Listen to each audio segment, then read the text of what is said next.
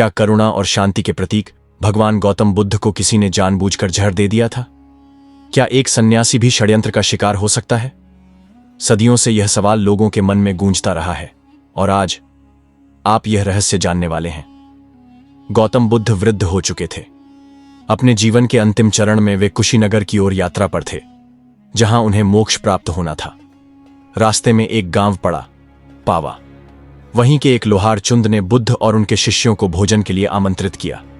श्रद्धा से ओतप्रोत चुंद ने एक विशेष व्यंजन परोसा, जिसे सूकारमध्व कहा जाता है। यह व्यंजन क्या था, इस पर आज भी इतिहासकारों में मतभेद हैं। कुछ मानते हैं कि यह सूअर का मांस था, कुछ कहते हैं कि यह कोई जड़ी बूटी या कंद था जो गलती से विषैला निकला।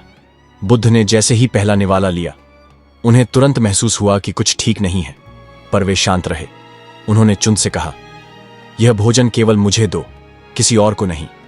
शिष्यों ने कारण पूछा तो बुद्ध मुस्कुराए और बोले, समय निकट है। इसके बाद बुद्ध का स्वास्थ्य बिगड़ने लगा। वे थोड़ा लड़खड़ाए और वहीं जमीन पर लेट गए।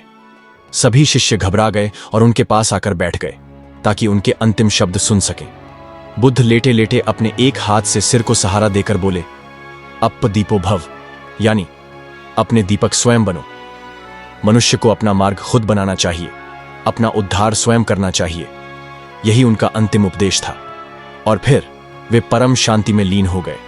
उनकी यह स्थिति महापरिनिर्वाण कहलाती है। उनका पार्थिव शरीर कुशीनगर में रखा गया।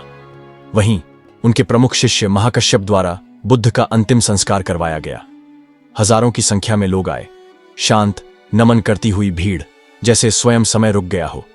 बुद्ध का शरीर तो अग्नि में विलीन हो गया, लेकिन उनका ज्ञान, उनका प्रेम आज भी जीवित है, हर उस दिल में जो सत्य, करुणा और प्रकाश की खोज करता है। अगर बुद्ध की यह कथा आपके हृदय को छू गई हो तो कमेंट में जरूर लिखें, नमो बुद्धाय, और इस ज्ञान को दूसरों तक पहुंचाएं।